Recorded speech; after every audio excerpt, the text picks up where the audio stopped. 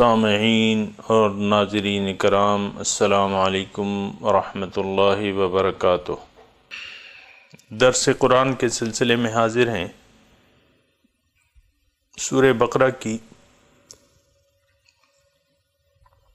آیت نمبر 116 سے شروع کریں گے۔ اعوذ باللہ من الشیطان الرجیم، بسم اللہ الرحمن الرحیم۔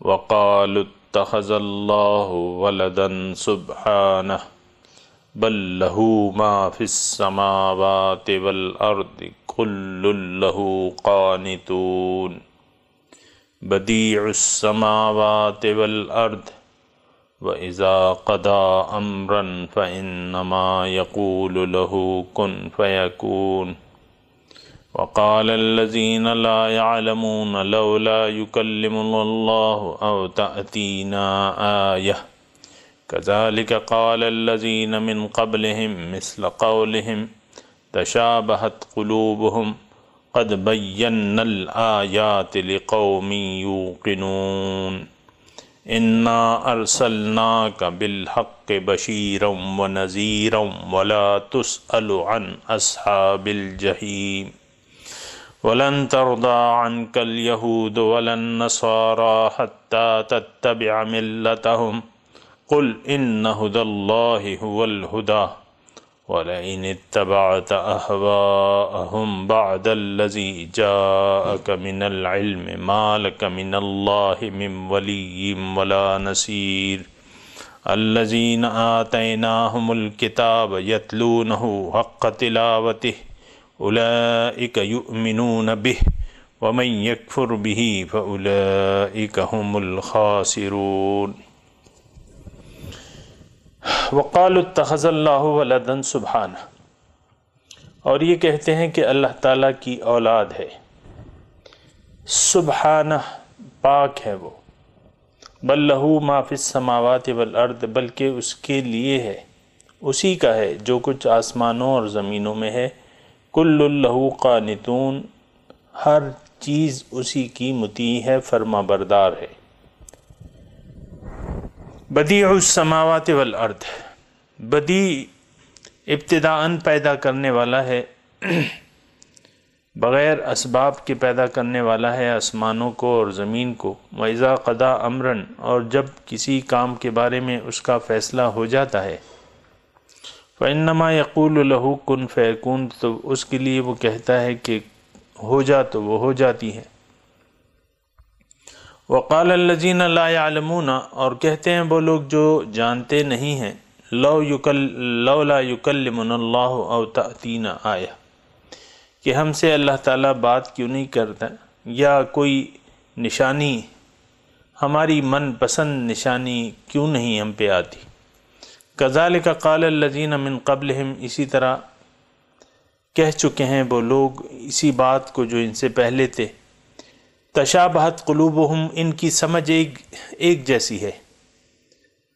قد بینا الآیات لقوم یوقنون، ہم نے تو واضح کر دی ہیں اپنی نشانیاں یقین کرنے والوں کے لیے۔ انا ارسلناک بالحق، ہم نے اے نبی آپ کو بھجوایا ہے حق کے ساتھ۔ آپ خوشخبری دینے والے ہیں، آپ ڈرانے والے ہیں، اور آپ سے جہنم والوں کے بارے میں نہیں پوچھا جائے گا۔ وَلَن تَرْضَىٰ عَنْكَ الْيَهُودُ وَلَا النَّصَارَىٰ، اور آپ سے راضی نہیں ہو سکتے یہود اور نصارہ جب تک کہ آپ ان کی ملت کی پیروی نہ کریں۔ قُلْ إِنَّ هُدَى اللَّهِ هُوَ الْهُدَىٰ، آپ کہہ دیجئے کہ ہدایت تو اللہ تعالیٰ ہی کی ہے۔ اور وَلَئِنِ اتَّبَعْتَ أَهْوَاءَهُمْ، اور اگر بالفرض محال آپ نے پیروی کی ان کی خواہشات کی بعد اس کے کہ آپ کے پاس حقیقت کا علم آ گیا، مَا لَكَ مِنَ اللَّهِ مِن وَلِيٍّ وَلَا نَصِيرٍ، نہیں ہے آپ اللہ کے سوا آپ کا کوئی دوست اور نہ مددگار۔ الَّذِينَ آتَيْنَاهُمُ الْكِتَابَ، جن کو میں نے کتاب دی ہے وہ پڑھتے ہیں، وہ اس کی تلاوت کرتے ہیں جس طرح کے حق ہے اس کی تلاوت کا۔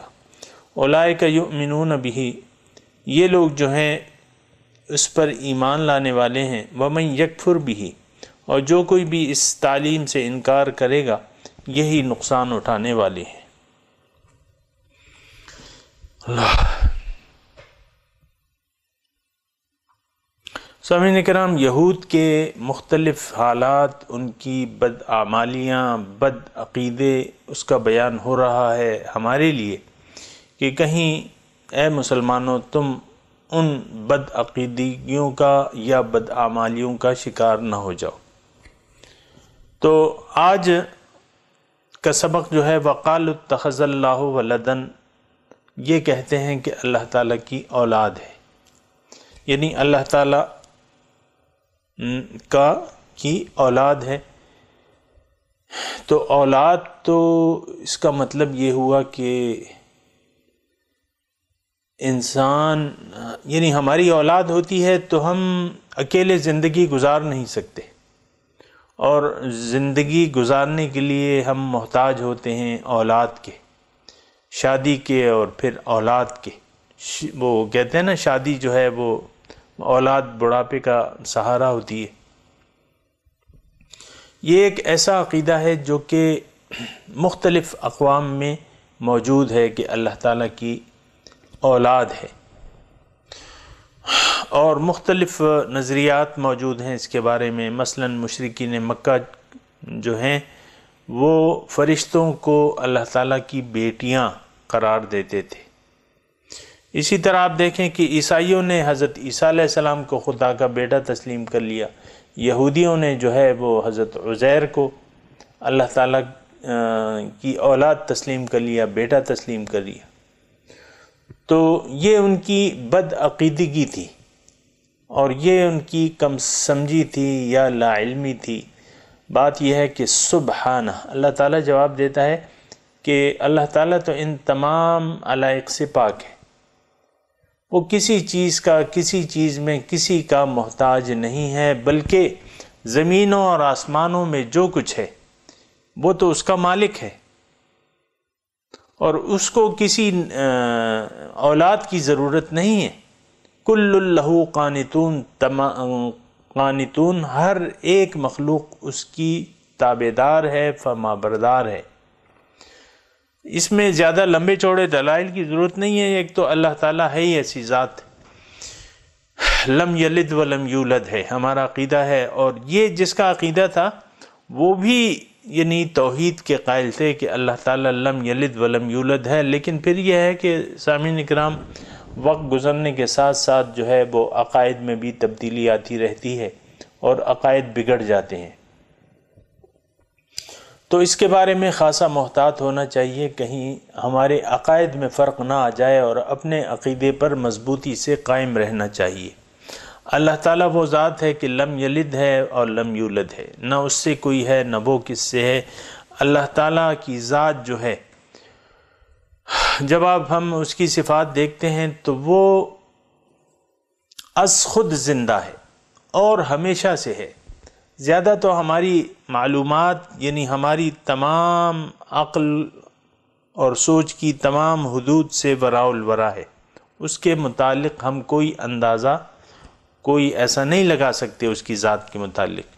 اسی لیے حدیث میں ہمارے لیے یہ ہدایت موجود ہے کہ تم اللہ تعالیٰ کی ذات کے بارے میں نہ سوچو بلکہ اس کی صفات کے بارے میں سوچو۔ تو یہ ایک قانون ہے اور طریقہ ہے، ایک کلیہ ہے جس کو یاد رکھنا چاہیے کہ ذات الہی کے بارے میں سوچنا فضول ہے، کیونکہ وہ آپ کی تمام حدود سے، عقل کی، ظاہر ہے کہ آپ کا ایک عقل ہے اور اس کی پھر حدود ہیں، وہ عقل کی تمام حدود سے باہر ہے، وراء الورا اسے کہتے ہیں۔ اور عارفوں کا ایک جملہ ہے کہ اللہ تعالیٰ کی معرفت سے عاجز آ جانا یہ معرفت ہے، اللہ تعالیٰ کی معرفت سے عاجز آ جانا وہ یہ معرفت ہے کہ آپ کا تمام حواس جو ہے کام کرنا سوچ دیں، لیکن یہ ہے کہ اللہ تعالیٰ کی صفات جو ہیں یہ ضرور ذہن میں رکھنی چاہیے اور اس کے متعلق سوچنا چاہیے کہ مثال کے طور پہ اللہ تعالیٰ رازق ہے، تو اب کیا مطلب رازق کا اور کس حد تک ہے؟ یہ ساری باتیں جو ہیں اس کی رزاقیت جو ہے وہ ہم دیکھ رہے ہیں، اس کی تمام مخلوقات کو اس کا رزق دے رہا ہے۔ پتھر آپ توڑیں گے، بیچ میں سے کیڑا ہوگا اور اس کے منہ میں ہرا پتا ہوگا۔ درخت چیریں گے، اس بیچ میں جو ہے کیڑا بند ہوگا، اس کے منہ میں پتا ہوگا۔ اور زمین کے یعنی آپ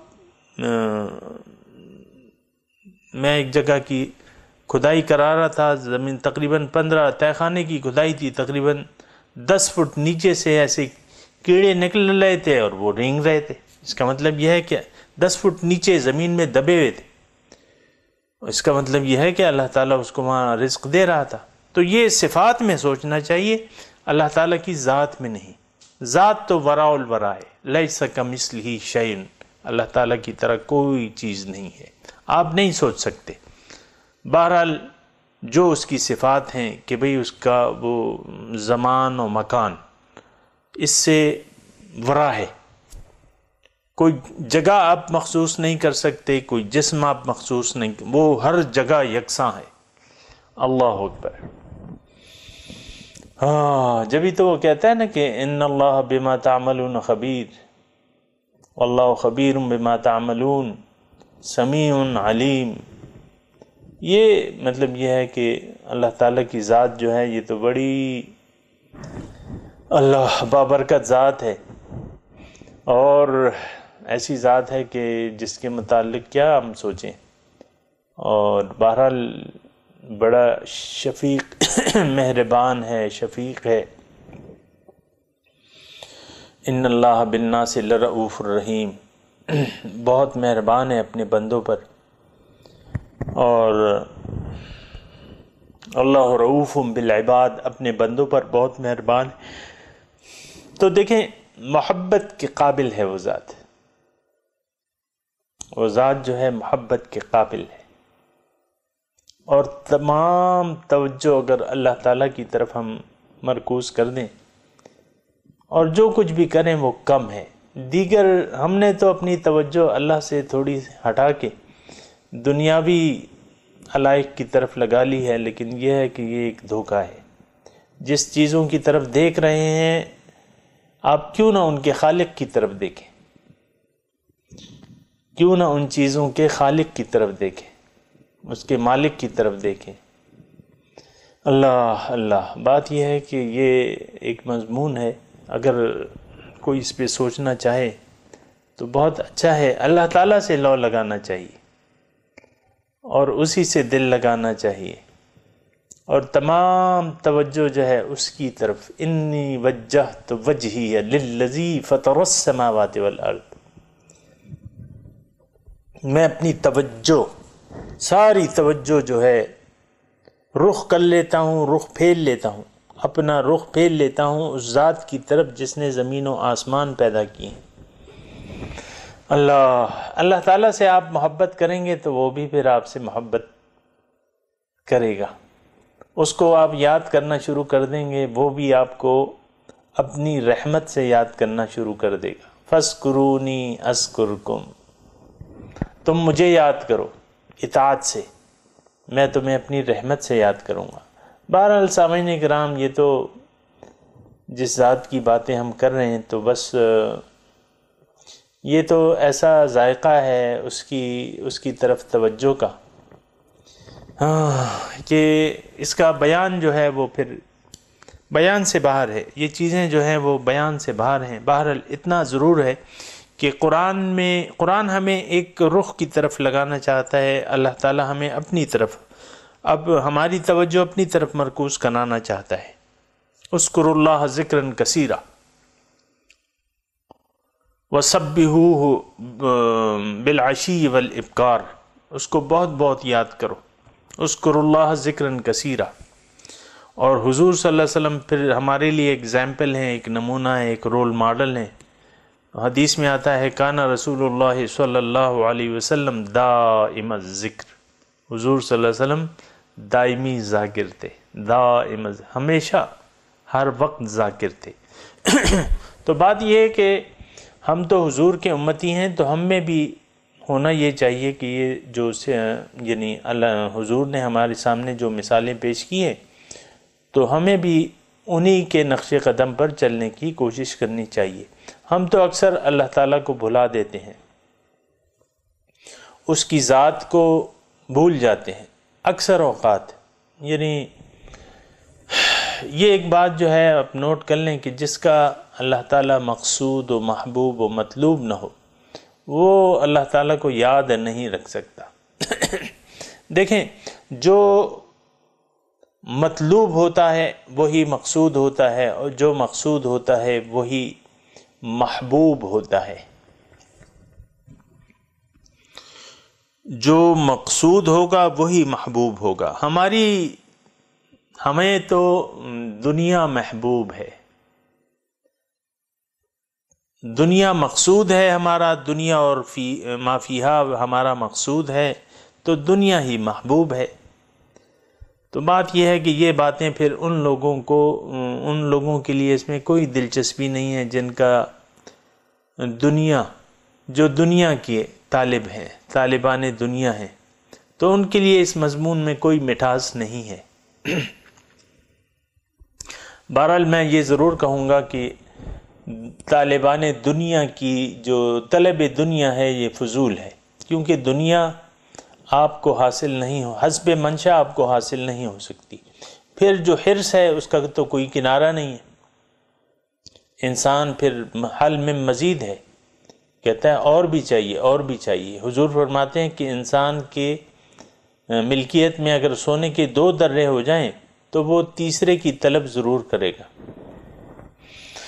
اللہ تو بہرحال مضمون ہم کہہ رہے تھے کہ یعنی اللہ تعالیٰ کی جو شان ہے اس کے شان کے مطابق اپنا عقیدہ درست رکھنا چاہیے۔ ہمارے تو عقیدوں میں تھوڑا سا، اگر میں سچی بات کہوں، عقیدوں میں فرق ہے۔ مثال کے طور پہ اللہ تعالیٰ رازق ہے، لیکن یہ ہے کہ ہمیں اس کی رزاقیت پہ ایمان نہیں ہے۔ جبھی تو ہم رشوت کا سہارا لے لیتے ہیں، جبھی تو ہم حرام پہ آ جاتے ہیں، جبھی تو ہم سود پہ راضی ہو جاتے ہیں۔ یہ کھلے دلائل ہیں اور بالکل آپ اس سے انکار نہیں کر سکتے۔ اللہ تعالیٰ کی رزاقیت پر ہمارا ایمان نہیں ہے، ہمارا ظاہر پر ایمان ہے۔ ہمارا جو یعنی آپ دیکھ لیں معاشرے میں، جس معاشرے میں آپ رہ رہے ہیں، ظاہر پر یقین ہے۔ اگر کوئی سود یا کرپشن یا ناجائز طریقے سے اس پر اعتبار نہیں بھی کرتا، لیکن اور جائز طریقوں پر وہ دنیا کماتا ہے، لیکن پھر بھی اللہ کا اس کا اللہ پہ اعتماد نہیں ہے۔ وہ کوشش کرتا رہتا ہے اور اسی اپنی کوشش پر بھروسہ کرتا ہے کہ بھئی میں نے محنت کرنی ہے، میں نے محنت کرنی ہے۔ یہ تو بات یہ ہے کہ یہ بڑی دکھ بھری داستان ہے۔ تو وقالوا اتخذ اللہ ولدا، وہ کہتے ہیں کہ اللہ نے اللہ کی اولاد ہے، اللہ نے اپنے لیے اولاد بنا لی ہے۔ سبحانہ، اللہ تعالیٰ پاک ہے۔ بل لہ ما فی السماوات والارض، اولاد کی اس کو کیا ضرورت ہے، سب کچھ اسی کا ہے۔ ہم تو اولاد مانگتے ہیں کہ یہ بڑھاپے میں اس کی تو کوئی حاجت ہی نہیں ہے کسی، اسی کی ملکیت ہے اور سب اس کے فرما بردار ہیں۔ اور دوسری بات یہ کہ زمین و آسمان کس نے پیدا کیے ہیں؟ اللہ تعالیٰ نے، ظاہر ہے کہ اللہ تعالیٰ نے پیدا کیے ہیں۔ یا الفاظ آئے ہیں سامعین کرام بدیع کے، ایک تو تخلیق ہوتی ہے کہ اب میٹیریل موجود ہے، آپ تخلیق کرتے ہیں، لیکن بدیع کا جو لفظ ہے اس کا معنی یہ ہے کہ میٹیریل کے بغیر تخلیق۔ بدیع السماوات والارض، یعنی میٹیریل نہیں تھا، کچھ بھی نہیں تھا، اللہ تعالیٰ نے آسمان اور زمین وجود میں لے آئے۔ کیا ایسا نہیں ہے کیا یہ میٹیریل کا خالق کون ہے؟ اللہ تعالیٰ ہی ہے۔ تو میٹیریل نہیں تھا، اس نے ابتداءً آسمان اور زمین بغیر کسی میٹیریل کے پیدا کرنے والا ہے۔ یعنی اس کی طاقت کو آپ دیکھیں، ہم تو بغیر میٹیریل کی کچھ بھی نہیں کر سکتے۔ مثال کے طور پہ آپ کو خواتین بھی سن رہی ہوں گی، کوئی آپ کو کہہ دے کہ بھئی وہ اپنی بیوی کو کوئی کہہ دے کہ بھئی آج شام کو چکن کڑھائی پکانا، تو بیگم صاحبہ کہیں گی کہ بھئی چکن لاؤ گے تو میں پکاؤں گی. وہ کہتے ہیں نہیں میں چکن نہیں لاؤں گا، آپ نے چکن کڑھائی پکانی ہے. تو ایسا ہو سکتا ہے؟ تو یہ ایک عام بات ہے. دیکھیں اللہ تعالیٰ کی قدرت کا آپ دیکھیں، معمولی سے معمولی کا کام آپ بغیر کسی مٹیریل کے نہیں کر سکتے. کچھ بھی آپ نے کرنا ہے مٹیریل کی آپ کو ضرورت ہوگی. چائے بنانی ہے، ہوا میں چائے تو نہیں بن. ہاں ایک چیز ہے جو پک سکتا ہے اور شاید آپ کو ذہن میں آ گیا ہو، بوچھو تو جانے، خیالی پلاؤ جو ہے وہ بغیر مٹیریل کے پک سکتا ہے. خیالی پلاؤ آپ پکا سکتے ہیں، اس کے علاوہ کوئی چیز.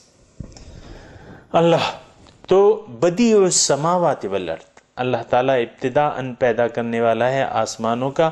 وَإِذَا قَضَىٰ أَمْرًا، اور جب وہ کسی کام کا ارادہ کر لیتا ہے، فیصلہ کر لیتا ہے، فَإِنَّمَا يَقُولُ لَهُ كُن فَيَكُونُ، تو پھر کہتا ہے اس کام کو کہ کن فیکون، ہو جا تو وہ ہو جاتی ہے.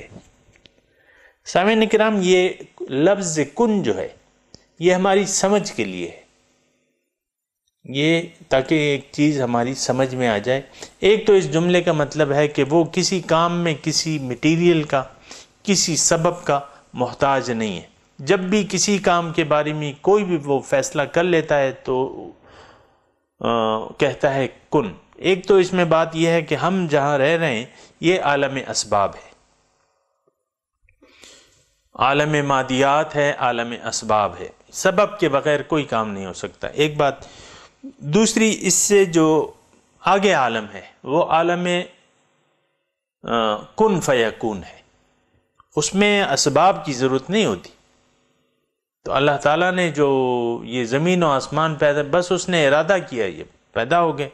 تو یہ اس کا طریقہ ہے سامعین کرام کہ جب بھی اس کا کسی کام کا وہ ارادہ کر لیتا ہے تو جب وہ ارادہ کر لیا اس نے تو لفظ کن کی ضرورت نہیں ہوگی کہ کن کن کہے گا تو وہ ہوگی. نہیں، اذا قضا امرن، جب کسی کام کا فیصلہ ہو جاتا ہے تو وہ ہو جاتی ہے. ہماری سمجھ کے لیے اللہ تعالیٰ کہتا ہے فإنما يقول له، وہ کہتا ہے اس کو کہ کن فیکون، ہو جا تو وہ ہو جاتی ہے. تو لفظ کن کی بھی اس کو ضرورت نہیں ہے، کاف نون کی بھی ضرورت نہیں، کہنے کی بھی ضرورت نہیں، بس اس کے فیصلے کی دیر ہے. دوسرا، وقال الذین لا يعلمون لولا يكلمنا اللہ او تأتینا آیہ، کہتے ہیں وہ لوگ جو علم نہیں رکھتے، یعنی کم علم ہے، کم سمجھ ہیں. وہ کیا کہتے ہیں کہ ہم سے اللہ، یہ پیغمبر سے تو اللہ تعالیٰ باتیں کر رہے ہیں، ہم سے کیوں نہیں کر رہا. مثال کے طور پہ حضرت موسیٰ علیہ السلام کی قوم نے کوہ طور پہ جب کتاب دے دی گئی تو انہوں نے کہا کہ لن نؤمن لک حتی نری اللہ جہرہ، ہم تو آپ پر ایمان نہیں لائیں گے جب تک خود اپنی آنکھوں سے ہم اللہ تعالیٰ کو دیکھ نہ لیں. فأخذتکم الصاعقۃ وانتم تنظرون، تو پھر وہ ایک اللہ تعالیٰ کا عذاب نازل ہوا ان پہ. تو یہ انسانی سامعین کرام ایک کم سمجھی کی بات ہے کہ انسان یہ توقع کر لیتا ہے کہ اللہ تعالیٰ مجھ سے بات کرے یا میں اس سے بات کروں. تو سامعین کرام اگر کسی کی یہ ذہن میں ہے تو یہ خیال دل سے نکال دینا چاہیے کہ اللہ تعالیٰ سے براہ راست گفتگو، یا جس طرح پیغمبر اللہ تعالیٰ سے بات کرتے ہیں، یہ تو دیکھیں اللہ کی حکمت پہ موقوف ہے کہ کس کو وہ ہم کلامی کا شرف عطا فرماتا ہے. لیکن عام انسان کے بس کی بات نہیں ہے کہ وہ اللہ تعالیٰ سے کوئی بات چیت کر سکے، کیونکہ چہ نسبت خاک را با عالم پاک، خاک ہم جیسے یعنی مٹی، اور پھر اس عالم پاک سے ہماری کوئی نسبت نہیں ہے. دوسری بات یہ ہے کہ ہماری طاقت کہاں ہے اتنی، ہماری طاقت نہیں ہے اتنی کہ اللہ تعالیٰ سے کلام کر سکیں ہم۔ ہاں یہ ایک الگ بات ہے کہ اگر کوئی اللہ کے راستے پر چلتا ہے اور پھر آہستہ آہستہ اس کی روحانیت میں ترقی ہوتی ہے تو بات یہ ہے کہ پھر یعنی یہ کچھ ممکنات میں سے ہے کہ اللہ تعالیٰ سے کوئی وہ دعا کرے، پھر اس کو اس کا جواب کسی طریقے سے اللہ تعالیٰ عنایت فرما دے۔ مثال کے طور پہ ہمارے اس میں ہے کہ بھئی الہام ہوتا ہے، اولیاء اللہ کو الہام ہوتا ہے، تو الہام پہ بعض یعنی ہمارے بعض جو اللہ تعالیٰ کے دوست ہیں ان کو الہام ہوا کرتا ہے۔ تو یہ لیکن یہاں جو وہ ہے وہ کہتے تھے کہ بھئی پیغمبر کی طرح ہم سے بھی اللہ تعالیٰ بات کرے، یا ہم پر کوئی نشانی آ جائے، یعنی ہماری من پسند کوئی معجزہ ہم دیکھ لیں جو ہم چاہتے ہیں تاکہ ہم ایمان لیں۔ تو یہ سارے تصورات جو ہیں سامعین کرام آج بھی موجود ہیں۔ ہم بھی کوئی معجزہ، کسی بزرگ کا کوئی معجزہ دیکھنے کے متمنی ہوتے ہیں کہ بھئی اس بزرگ کے، پھر پوچھتے رہتے ہیں کہ ان کی کرامتیں کیا کیا ہیں، اور جو ان کے مرید ہیں تو بعض پیروں کے ایسے مرید ہوتے ہیں جو ان کی بعض کرامتیں انہوں نے گھڑ رکھی ہوتی ہیں۔ کرامت کا کیا ہے، وہ تو ایک دفعہ واقعہ ہو جاتا ہے تو پھر تو اسی طرح گھڑ لی جاتی ہیں کرامتیں، اس میں تو کوئی وہ نہیں ہے حرج، یعنی ان کے لیے حرج نہیں ہے، اور وہ پھر مزے لے لے کے نمک مرچ لگا کے جو ہے وہ پھر بیان کرتے ہیں کرامتیں۔ ایک بات جو ہے یاد رکھیں کہ کرامتوں کی طلب، ولی سے کرامت کی طلب یا نبی سے معجزے کی طلب، یہ حق کو قبول کرنے کا کوئی معیار نہیں ہے کہ آپ کوئی معجزہ دیکھیں گے تو تب ایمان لائیں گے۔ ابھی مضمون آ رہا ہے، تو یہ کوئی معیار نہیں ہے۔ معیار کیا ہے؟ پیغمبر اپنی دعوت جو ہے وہ دلائل سے پیش کرتا ہے۔ ادعو الی اللہ علی بصیرہ، میں اللہ کی طرف دعوت دینے والا ہوں دلائل کے ساتھ، کہ بھئی لوگ تم سوچو، فکر کرو، تمہیں کس نے پیدا کیا ہے، تمہارے وجود کا مقصد کیا ہے، تم نے کیا کرنا ہے، زندگی کیسے گزارنی ہے، تم سوچو۔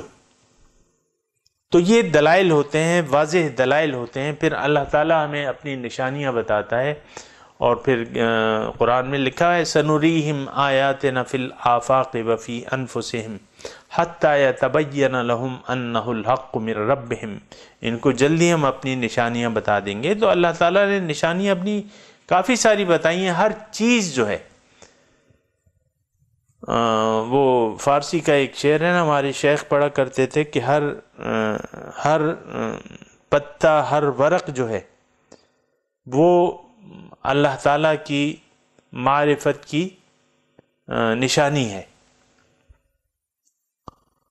ہر درخت یا اس طرح، ابھی مجھے وہ شعر یاد نہیں آ رہا، لیکن ہر پتا جو ہے، آپ دیکھیں پھول کو دیکھیں، ہر جگہ اللہ تعالیٰ کی نشانیاں یعنی ظاہر ہے، پوشیدہ نہیں ہے۔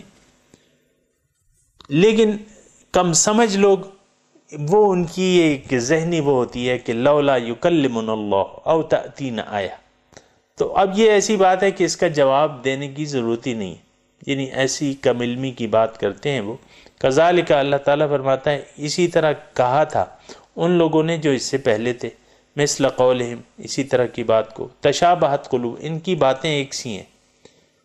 ان لوگوں نے بھی من پسند معجزات طلب کیے تھے اور اللہ تعالیٰ سے بات چیت کی خواہش کی تھی، تو یہ ان کی سمجھ ایسی ہے۔ قد باقی حق جو ہے، قد بینا الآیات لقوم یوقنون، حق تو اللہ تعالیٰ کہہ رہے واضح ہے، ہم نے وضاحت اپنی نشانیوں کی، اللہ تعالیٰ کی جا بجا نشانیاں موجود ہیں آپ کے ہر طرف، اللہ تعالیٰ ہی کی تو نشانیاں ہیں۔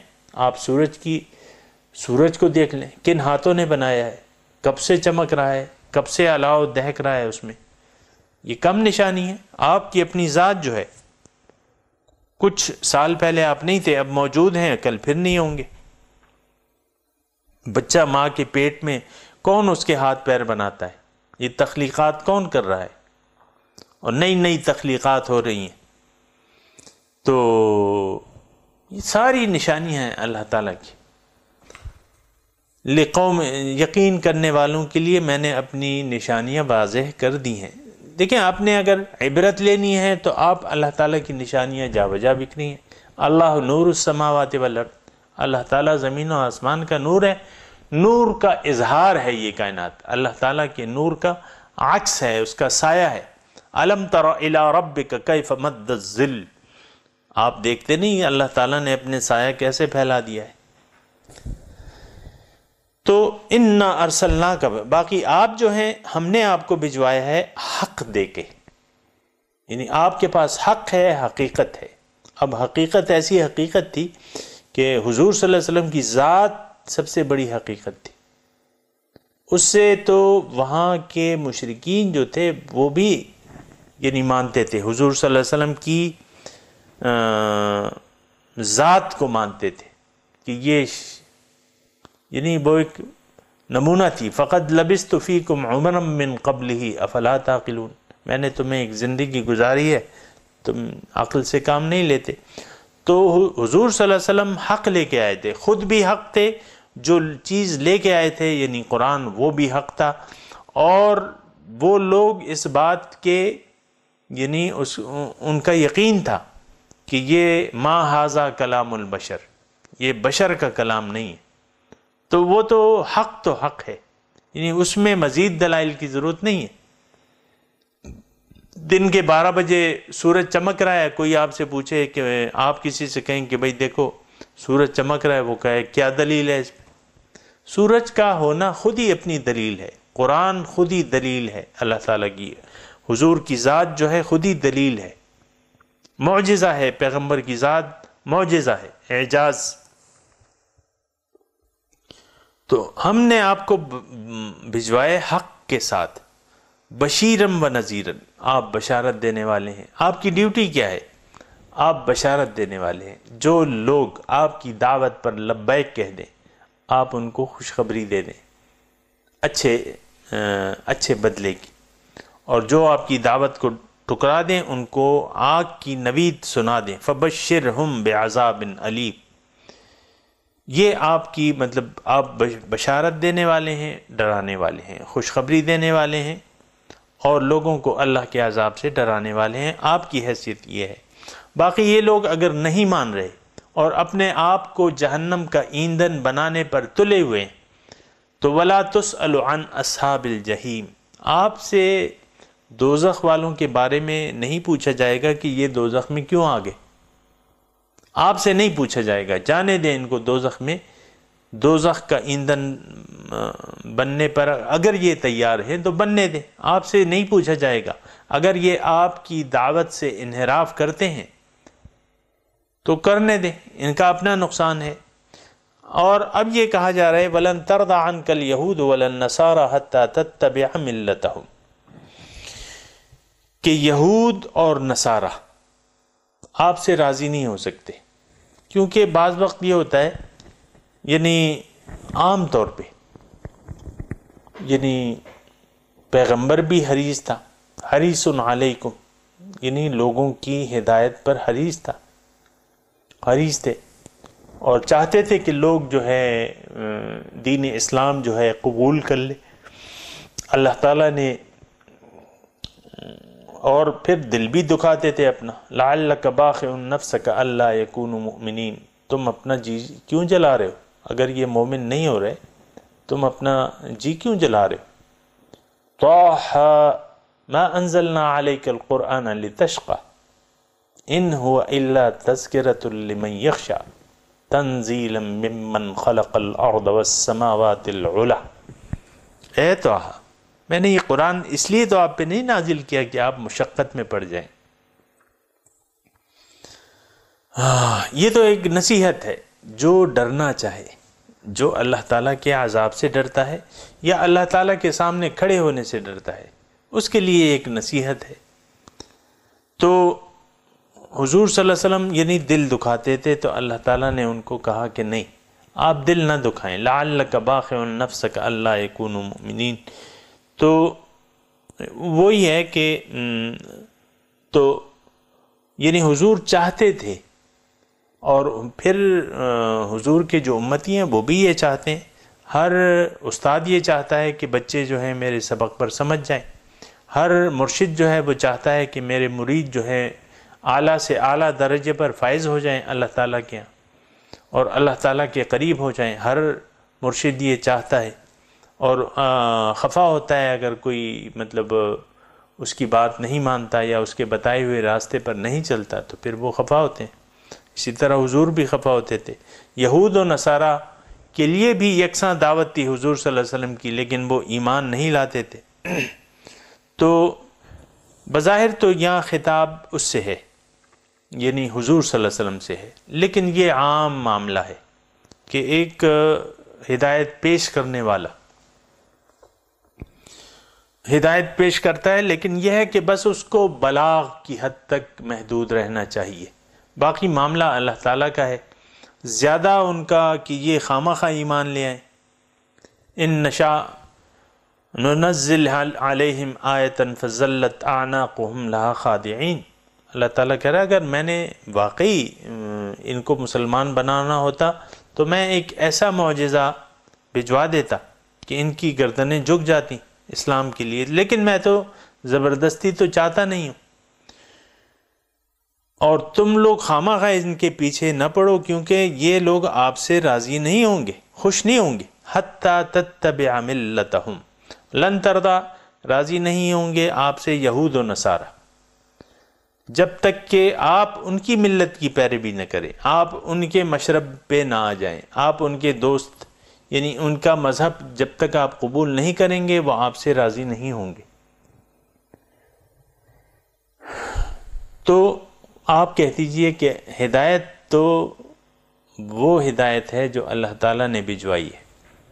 اور یہ سامعین اکرام یہ یہود اور نصارہ اور آج ہر ایک ملت جو ہے اپنے آپ کو محتد سمجھتی ہے، ہدایت پر سمجھتی ہے. اب یہ ہندوؤں کو دیکھ لیں آپ، وہ کہتے ہیں ہم ٹھیک ہیں، ہمارا دین ٹھیک ہے، ہمارا طریقہ کار ٹھیک ہے، اپنے جواز رکھتے ہیں. آپ سکھوں کو دیکھ لیں، وہ کہتے ہیں کہ ہم ٹھیک ہیں. بدھ مت والوں کو دیکھ لیں، کوئی بھی کو کہتے ہیں ہم ٹھیک ہیں، لیکن اصلی ہدایت کس کی ہے؟ وہ اللہ تعالیٰ کی ہے. یہ ایک بات یاد رکھیں، کوئی دین اللہ کے دین کے سوا کوئی دین صحیح نہیں ہے، باطل ہیں سب دین جو ہیں وہ باطل ہیں. تو ان ھدی اللہ ھو الھدی. اب دیکھیں اللہ کا دین، اللہ کی ہدایت، قرآن ثابت ہو چکا ہے، پروف ہو چکا ہے کہ یہ اللہ تعالیٰ کی طرف سے ہے.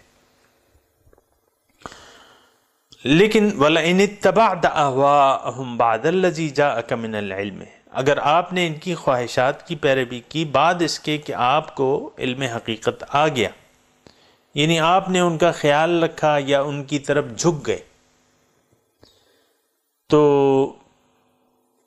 پھر اے مبلغو، اے تبلیغ کرنے والو، تم ان کی طرف وَلَا تَرْكَنُوا إِلَى الَّذِينَ ظَلَمُوا فَتَمَسَّكُمُ النَّارُ، ظالموں کی طرف آپ نے نہیں جھکنا ہے. بعض وقت سامعین کرام ایسا ہوتا ہے کہ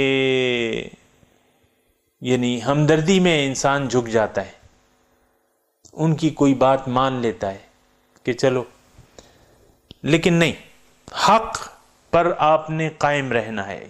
کوئی خوش ہوتا ہے، خفا ہوتا ہے، آپ نے حق پر قائم رہنا ہے.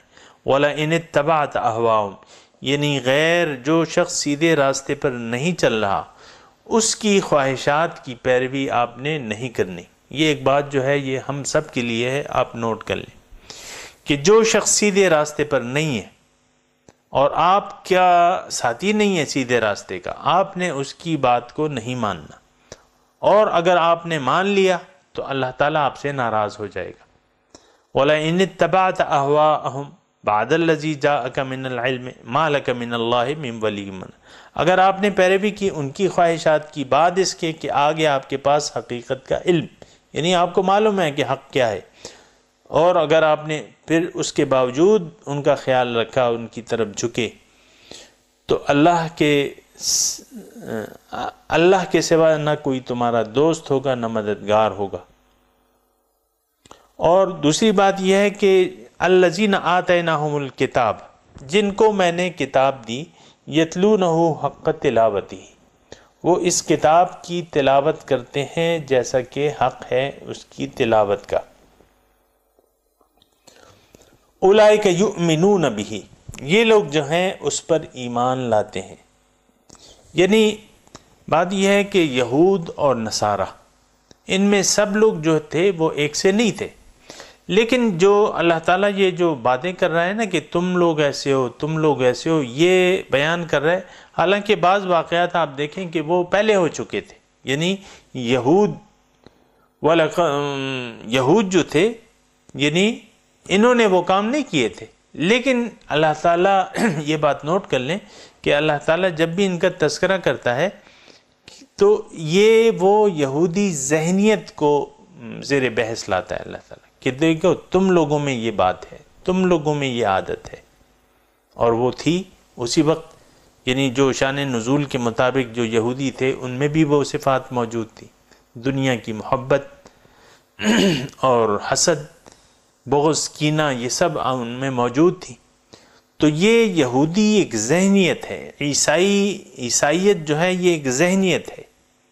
اب دیکھیں انہوں نے ایک ذہنیت بنائی بھی اپنی، یہودیوں کی اپنی ایک ذہنیت ہے، عیسائیوں کی اپنی ایک ذہنیت ہے، اسی طرح ہندوؤں کی اپنی ذہنیت ہے، ہر مذہب کی اپنی ایک ذہنیت ہوتی ہے، تو وہ اس کے مطابق پھر چلتے ہیں۔ تو ذہنیت کی بات ہے تو ذہنیت صحیح ہونی چاہیے، بات یہ ہے کہ ذہنیت صحیح ہونی چاہیے اور ذہنیت کی اصلاح کرنی چاہیے۔ آپ کی یعنی آپ کے اعمال کا دار و مدار جو ہے آپ کی ذہنیت پر ہوتا ہے۔ اگر آپ نے اپنی زندگی کی بنیاد غلط ذہنیت پر رکھی تو آپ کے اعمال بھی غلط ہوں گے، آپ سے قدم قدم پہ ٹھوکریں لگیں گی، آپ گریں گے، آپ سے صحیح کام نہیں ہوگا۔ لیکن اگر عقیدہ صحیح ہو گیا اور ذہنیت صحیح ہو گئی تو پھر یہ ہے کہ بہت بہتری آ جائے گی۔ تو اسی طرح یہ جو ہم نے آیت پڑھی ہے الذین آتیناہم الکتاب، ان میں سے بعض لوگ ایسے ہیں جو کتاب کی تلاوت کرتے ہیں، یتلونہ، اس کو پڑھتے ہیں حق تلاوتہ، جیسا کہ حق ہے اس کی تلاوت کا۔ تو اس تلاوت کا حق کیا ہے سامعین کرام؟ قرآن صرف تلاوت کے لیے نہیں ہے، ایک بات تو یہ نوٹ کر لیں، ہم نے تو قرآن پاک کو محدود کر لیا ہے تلاوت تک۔ یعنی بچے کو آپ دیکھیں، عام والدین کا جو بچے کو ناظرہ پڑھانے کی حد تک وہ اپنی ذمہ داری سمجھتے ہیں کہ بچے کو مدرسے بھیجا کے یا قاری صاحب کو بلا کے یا اسکول میں تو اس حد تک، یعنی بچوں کے ناظرے کی حد تک، جب ناظرہ پڑھ لیتا ہے ایک تقریب ہوتی ہے اور اس میں جو ہے وہ حافظ صاحب کو جوڑے دے دیے جاتے ہیں، ایک دیگ شیک پکا لی جاتی ہے اور اس کے بعد دعائے خیر ہوتی ہے اور بچے کو ہاروں سے لاد دیا جاتا ہے، اس کے بعد نہ والدین اور نہ وہ بچہ، وہ قرآن، بس قرآن تو مطلب جو سلوک ہم اس کے ساتھ کر رہے ہیں بہت برا سلوک ہے سامعین اکرام۔ لیکن تلاوت کا حق کیا ہے کہ آپ قرآن کو سمجھیں اور پھر اس پر عمل کریں۔ تلاوت حق تلاوتی ہی، یتلونہ، اس کو پڑھتے ہیں جیسے کہ حق ہے۔ تو حق کیا ہے؟ حق یہ ہے کہ آپ تلاوت ایسے کریں، یعنی جیسا کہ حق ہے اس کا، تو حق کیا ہے؟ یعنی اس پر عمل کریں، آپ جو حکم دیے جا رہے ہیں اس پر آپ پورا عمل کرنے کی کوشش کریں۔ تو جو لوگ ایسا کرتے ہیں اولئک یؤمنون بہ، یہ لوگ جو ہیں ایمان لاتے ہیں۔ صحیح دیکھیں یہ بالکل واضح الفاظ ہیں، بعض وقت میں آپ کے سامنے کہتا رہتا ہوں کہ قرآن کو ہم لوگوں نے ترک کر دیا ہے اور اس پر ایمان نہیں ہے ہمارا۔ اور اس آیت کو، آیت نمبر 121 سورہ بقرہ کو آپ دیکھیں کہ ایمان اس میں بتایا جا رہا ہے کہ قرآن پر ایمان کن لوگوں کا ہے؟ جو اس کا حق ادا کرتے ہیں۔ اب سچی بات آپ بتائیے مجھے، کیا ہم نے قرآن کی تلاوت کا حق ادا کر دیا ہے؟ یعنی اس کو پڑھا، اس کو سمجھا اور اس کے مفاہیم پر عمل کیا، دل و جان سے بلا چون و چرا۔ ایسا نہیں ہے، بالکل ہم خلاف چل رہے ہیں، اس پر ہمارا ایمان نہیں ہے، کیونکہ ہم تلاوت کا حق نہیں ادا کر رہے۔ قرآن کہہ رہا ہے مثال کے طور پہ، جو ایک جنرل سی بات ہے، میں آپ کو کہتا ہوں کہ سود کی حرمت ثابت ہے، کسی مذہب میں سود جائز نہیں ہے، حرام ہے سود، لیکن ہم مسلمان سود لیتے ہیں اور دیتے ہیں۔ ناجائز طور پر مال کسی کا کھانا حرام ہے، ہم کہتے ہیں کہ نہیں، کوئی بات نہیں، یہ تو ہمارا حق ہے، ہمارا جائز ہے۔ آپ دیکھیں نا، ہمارے محکمے بعض ایسے ہیں، بہت سے محکمے، مثال کے طور پہ آپ کو میں کہتا ہوں، یہ جو CNW کا ہے، ورکس ڈپارٹمنٹ، یہ لوگ جو ہیں اپنے اس کو ماں کا دودھ سمجھتے ہیں، جو ان میں کمیشن تو بالکل عام ہے، ان میں جو ورکس ڈپارٹمنٹ ہے، ہر جگہ کرپشن ہے، لیکن میں آپ کو مثال کے طور پہ دے رہا ہوں، ٹھیکے میں آپ کی پرسنٹیج ہوتی ہے، اور وہ پرسنٹیج بس آپ کام جیسا بھی کریں آپ کو پرسنٹیج دینی ہوگی۔ یعنی ہماری قوم کا برا حال تو اسی لیے ہے نا، وہ اور یہ حرام جو ہے، اس کو ہم ماں کا دودھ سمجھتے ہیں۔ ماں کا دودھ بچے کے لیے جائز ہوتا ہے نا، تو اس کو یعنی پشتو والے کہتے ہیں the more پے، ماں کا دودھ سمجھتے ہیں، اسے بالکل جائز سمجھتے ہیں۔ یہ صرف میں مثال دے رہا ہوں، بات یعنی یہ دور تک آپ دیکھیں، یہ اگر آپ اس کو سوچیں تو یہ دور تک بات جاتی ہے، یہ صرف CNW کی بات نہیں ہے، ہر وہ کام دیکھیں، حضور کی پیروی ہم پر لازم ہے، اللہ کا حکم ہے، لیکن ہم حضور کی طریقوں کار کی پیروی نہیں کرتے، نہ اس کی ضرورت محسوس کرتے ہیں۔ افسوس کی بات تو یہی ہے، ہمارے بعض یعنی آپ دیکھیں کہ بعض یعنی جو پیران کرام ہے، ان کی سنت رسول تک نہیں ہے، اور دعویٰ کیا ہے کہ ہم تو بڑے پیر ہیں۔ انا للہ و انا الیہ راجعون۔ یعنی میں صرف آپ کو اس طبقے کی بات بتا رہا ہوں جو کہتا ہے کہ ہم امام ہیں، ہم رہنما ہیں قوم کے، پھر خود بھی نہیں کرتے اور دوسروں لوگوں کو بھی سنت رسول کی دعوت نہیں دیتے۔ تو بات یہ ہے کہ یہ بڑی دکھ کی بات ہے، لیکن اللہ تعالیٰ نے تو بالکل کہ قرآن پر ایمان کس کا ہے؟ جو تلاوت کرتے ہیں اور پھر اس کا حق ادا کرتے ہیں۔ دیکھیں، حق ادا کرنا، یہ باتیں اتنی مشکل نہیں ہیں سوچنے سمجھنے کے لیے۔ حق ادا کرنے سے کیا مراد ہے؟ آپ بیمار ہیں، آپ ایک ڈاکٹر کے پاس گئے، اس نے نسخہ لکھ لیا، اگر آپ نے وہ نسخہ اور وہ دوائی کھائی اور پرہیز کیا، آپ نے اس کا حق ادا کر دیا، اس سے علاج کروانے کا حق ادا کر دیا۔ اگر آپ نے نسخہ لے کے جو ہے وہ یعنی اس کو صبح شام چومتے رہے، نہ پرہیز کیا نہ دوائی کھائی، تو یہ کیا علاج ہوا؟ قرآن تو جناب علاج ہے، ہماری روحانی بیماریوں کا علاج ہے۔ وَنُنَزِّلُ مِنَ الْقُرْآنِ مَا هُوَ شِفَاءٌ لِمَا فِي الصُّدُورِ، جو کچھ آپ کے سینوں کے دلوں میں ہے، سینے میں ہے، تو اس کی بیماریوں کا علاج ہے، جو بیماریاں آپ کے دل میں پل رہی ہیں۔ لیکن اب جو علاج ہی نہیں کروانا چاہتے، تو ان کا تو قرآن پر پھر ایمان ہی نہیں ہے، ظاہری بس وہ ہے، بس قرآن کی دیکھو تو قرآن کی طرف پیٹ نہ ہو جائے، قرآن کے احکامات پاؤں تلے ہم رون رہے ہیں، لیکن کوئی مسجد میں کوئی آپ کے سامنے یعنی قرآن کی طرف آپ پیٹ کرنے کو گناہ سمجھتے ہیں۔ میں یہ نہیں کہہ رہا قرآن کی طرف پیٹ کرنا ثواب کا کام ہے، لیکن میں اس تضاد کی بات کر رہا ہوں جو ہم میں موجود ہے۔ تو یہاں بالکل کھلی طور پہ اللہ تعالیٰ نے ارشاد فرمایا ہے کہ جن کو میں نے کتاب دی ہے وہ اس کو پڑھتے ہیں، اور جیسا کہ اس کی تلاوت کا حق ہے وہ ادا کرتے ہیں، اور یہ لوگ جو ہیں اولئک یؤمنون بہ، اور جو اس سے انکار کرتے ہیں یعنی اس پر عمل سے انکار کرتے ہیں، یعنی ان احکامات پر جو کتاب میں موجود ہیں ان پر عمل کرنے سے انکار کرتے ہیں، فَأُولَئِكَ هُمُ الْخَاسِرُونَ، یہ لوگ جو ہیں یہ پھر نقصان اٹھانے والے ہیں، خسارہ اٹھانے والے ہیں، یہ ان کا کوئی فائدہ نہیں ہوگا۔ یعنی اگر یہ صرف تلاوت کریں اور اس کا حق ادا نہ کریں، دیکھیں مضمون جو آیات میں موجود ہے اس کو کیچ کرنے کی کوشش کریں۔ جس نے تلاوت کی اس کا حق ادا نہیں کیا تو یہ نقصان اٹھانے والا ہے، جس نے تلاوت کی اس کا حق ادا کیا، اس پر عمل کیا، ان لوگوں کا قرآن پر ایمان ہے، اور جو اس سے انکار کرتا ہے یعنی عمل سے انکار کرتا ہے یہ لوگ جو ہیں نقصان اٹھانے والے ہیں۔